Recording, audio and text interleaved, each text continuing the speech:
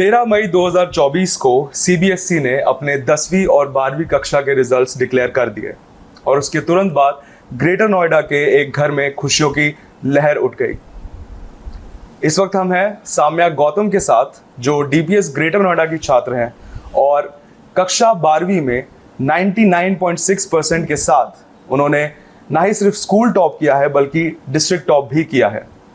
साम्या, स्वागत है आपका। Thank you. मैं अपना इंटरव्यू चालू करना चाहूँगा with a very clichéd question. कैसा लग रहा है आपको?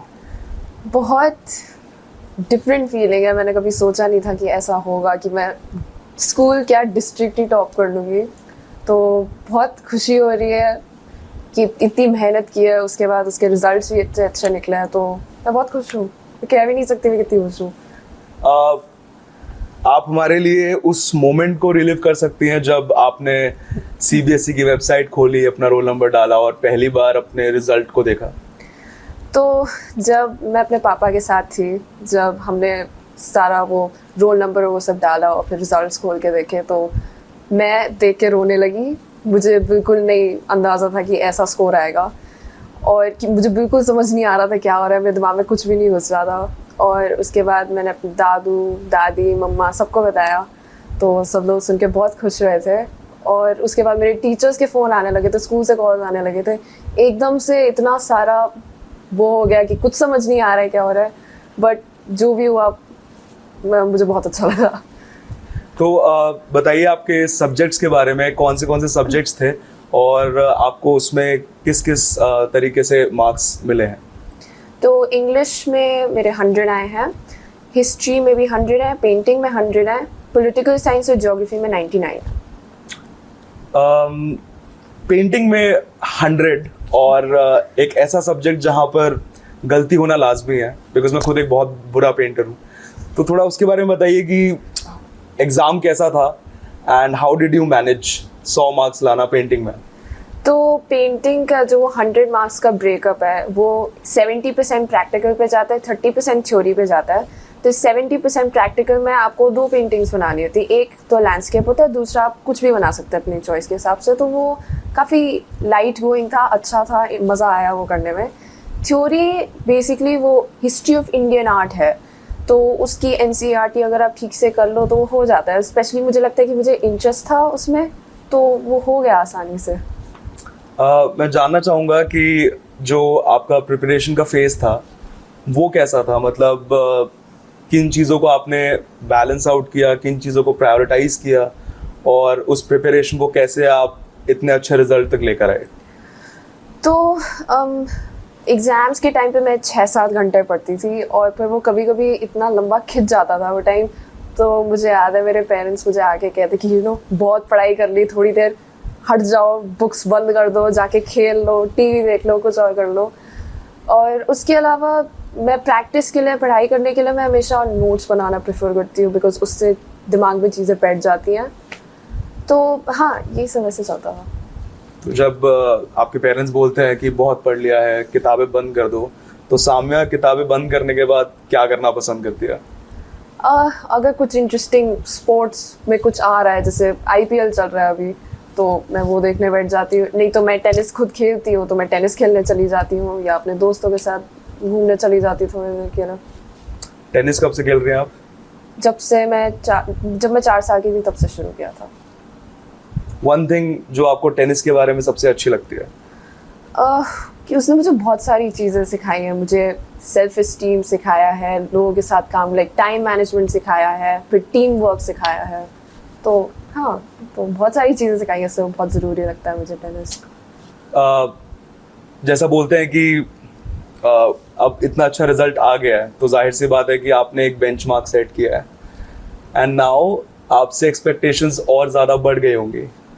तो अब चलते हैं आपके फ्यूचर प्लान्स के बारे में एंड उन एक्सपेक्टेशंस को आप कैसे डील करेंगी जो अब ऑलमोस्ट 100% रिजल्ट आने के बाद बढ़ चुकी है?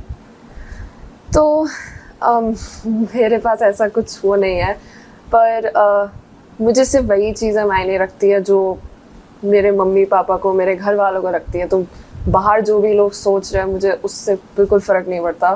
तो जो मुझे करना है मैं उसी पे ध्यान देती हूँ।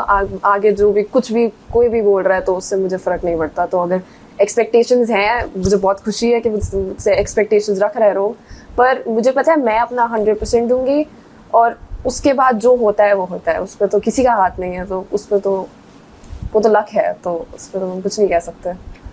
अब जब स्कूल ओवर हो चुका है और अब आप बिग लीग्स में आने वाले हैं, so now entering the big leagues, आपके क्या प्लान्स हैं? What do you want to do after your 12th is over now?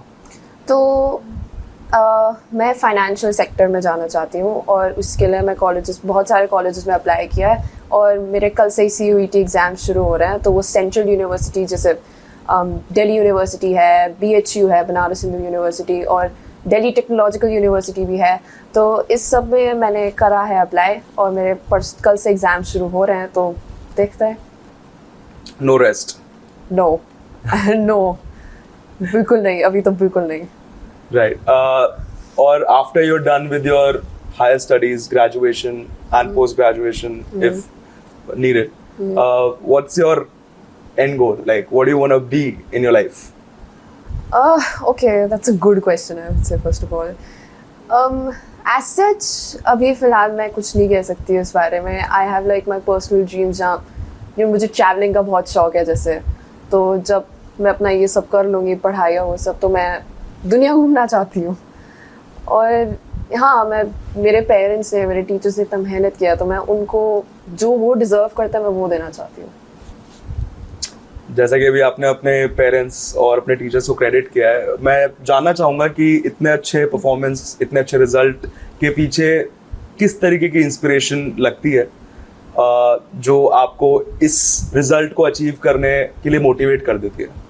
तो मेरे पेरेंट्स का, मेरे घर में सबका और मेरे टीचर्स का बहुत कलेक्टिव एफर्ट था इस सब में।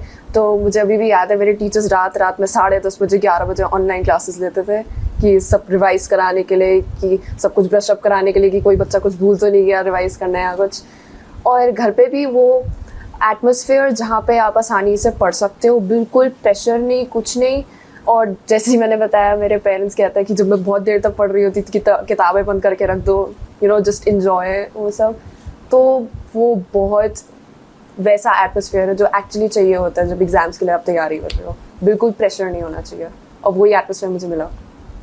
ओके, सो एटमॉस्फेयर मुझे लग रहा है कि एक टिप की तरीके से सामने आ रहा है। What are the other tips you would like to give other students जो आपके पीछे आने वाले हैं? And you must have siblings as well. Yes. So how would you guide them? Okay, so first of all, मेहनत करो, मेहनत से कभी नहीं डरना चाहिए। और सेकेंडली मैं कहूँगी, जैसे बहुत लोग क्या करते हैं कि अपनी सारी पढ़ाई बिल्कुल एंड मोमेंट के लिए छोड़ देते हैं, तो फिर अगर आप लास्ट डे पे भी 10-12 घंटे भी पढ़ रहे हो, फिर भी कुछ नहीं होने वाला। तो इसलिए मैं कहूँगी रोज़ थोड़ा थोड़ा अगर आप पढ़ाई करोगे ठीक से, जो भी क्लास में कॉन्सेप्ट्स अभी कर रहे हैं उसको आप एक बार ब्रश अप भी कर लोगे 1 घंटा 2 घंटा, तो you are good to go. Okay, thank you Samya for your time. तो ये थी साम्या गौतम, जिन्होंने ऑलमोस्ट 100% मार्क्स लाकर अपने पेरेंट्स का, अपने टीचर्स का और अपने स्कूल का नाम रोशन किया है। This is Lalit Kumar, Uttar Pradesh times, Noida.